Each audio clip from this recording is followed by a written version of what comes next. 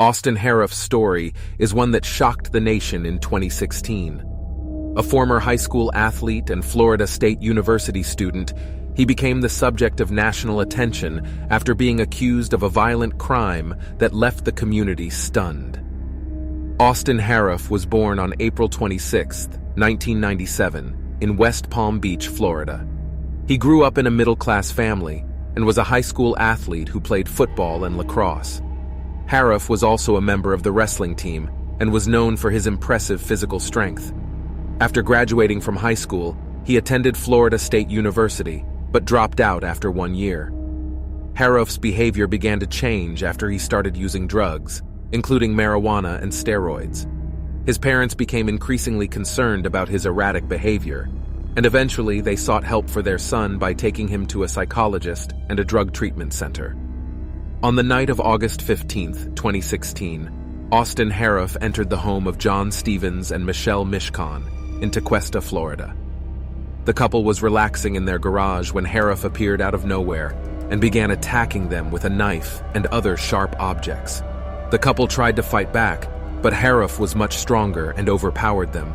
Harrouff allegedly used a switchblade to repeatedly stab and slash at the victims, causing multiple injuries that ultimately proved fatal.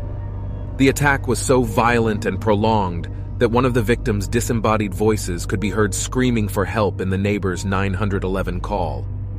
During the attack, Harrouff was reportedly making animal-like noises and shouting unintelligible phrases. The couple's neighbor, Jeff Fisher, attempted to intervene, but he was also attacked and suffered serious injuries.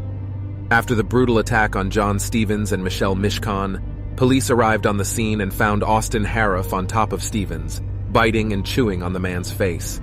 It took multiple officers to subdue Harrouff, who was reportedly growling and making animal-like noises during the attack. Due to Harrouff's aggressive behavior, police were forced to use a taser and a police dog to subdue him. Even then, Harrouff continued to resist arrest, and it took several officers to finally get him under control. He was then transported to a nearby hospital to receive medical attention for the injuries he sustained during the altercation with the police. Harrouff was placed under arrest for 2 counts of first-degree murder and 1 count of attempted murder for attacking Jeff Fisher, the neighbor who tried to intervene during the attack. He was held in custody without bail while awaiting trial.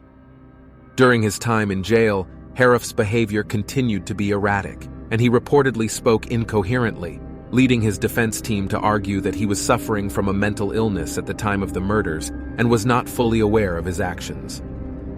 In November 2019, after a lengthy trial, Harrouff was found guilty of the charges and was sentenced to life in prison without the possibility of parole. The case brought attention to the importance of addressing mental illness and drug abuse and the need for effective intervention and treatment for those struggling with these issues.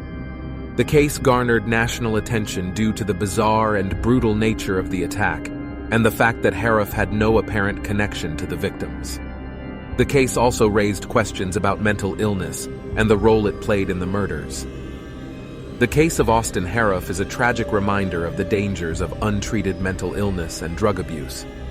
His story highlights the need for early intervention and effective treatment for those struggling with mental health issues. While the nature of the crime was shocking and disturbing, it is important to remember that those who suffer from mental illness are not inherently violent.